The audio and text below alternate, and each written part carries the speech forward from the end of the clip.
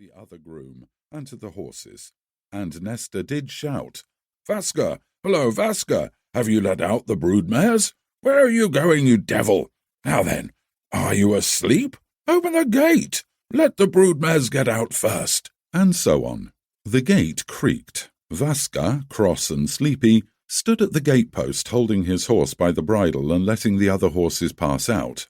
The horses followed one another and stepped carefully over the straw, smelling at it. Fillies, yearling colts with their manes and tails cut, suckling foals, and mares in foal carrying their burden heedfully passed one by one through the gateway.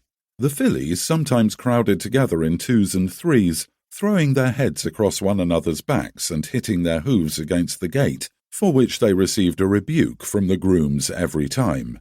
The foals sometimes darted under the legs of the wrong mares and neighed loudly in response to the short whinny of their own mothers. A playful filly, directly she had got out at the gate, bent her head sideways, kicked up her hind legs, and squealed, but all the same she did not dare to run ahead of old dappled Zuldiba, who at a slow and heavy pace, swinging her belly from side to side, marched as usual ahead of all the other horses. In a few minutes the enclosure that had been so animated became deserted. The post stood gloomily under the empty penthouse, and only trampled straw mixed with manure was to be seen. Used as he was to that desolate sight, it probably depressed the piebald gelding.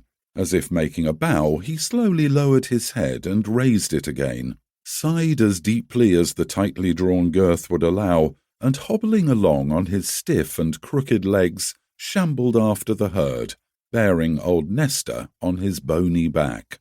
"I know that as soon as we get out on the road he will begin to strike a light and smoke his wooden pipe with its brass mountains and little chain," thought the gelding. "I am glad of it, because early in the morning, when it is dewy, I like that smell. It reminds me of much that was pleasant, but it's annoying that when his pipe is between his teeth, the old man always begins to swagger and thinks himself somebody and sits sideways, almost sideways, and that side hurts.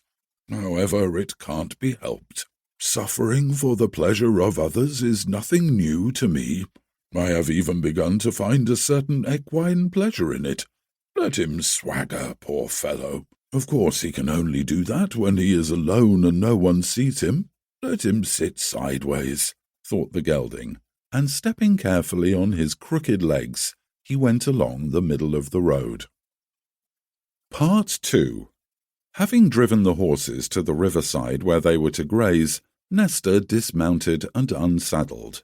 Meanwhile the herd had begun gradually to spread over the untrampled meadow, covered with dew and by the mist that rose from it and the encircling river. When he had taken the bridle off the piebald gelding, Nestor scratched him under the neck, in response to which the gelding expressed his gratitude and satisfaction by closing his eyes.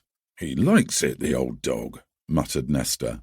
The gelding, however, did not really care for the scratching at all and pretended that it was agreeable merely out of courtesy. He nodded his head in assent to Nestor's words, but suddenly Nestor, quite unexpectedly and without any reason, perhaps imagining that too much familiarity might give the gelding a wrong idea of his importance, pushed the gelding's head away from himself without any warning and, swinging the bridle, struck him painfully with the buckle on his lean leg, and then, without saying a word, went up the hillock to a tree stump beside which he generally seated himself. Though this action grieved the piebald gelding, he gave no indication of it, but leisurely switching his scanty tail, sniffed at something, and biting off some wisps of grass, merely to divert his mind, walked to the river. He took no notice whatever of the antics of the young mares, colts and foals around him, who were filled with the joy of the morning, and knowing that, especially at his age, it is healthier to have a good drink on an empty stomach and to eat afterwards, he chose a spot where the bank was widest and least steep, and wetting his hooves and fetlocks, dipped his muzzle in the water and began to suck it up through his torn lips, to expand his filling sides, and from pleasure to switch his scanty tail with its half-bald stump. An aggressive chestnut filly, who always teased the old fellow and did all kinds of unpleasant things,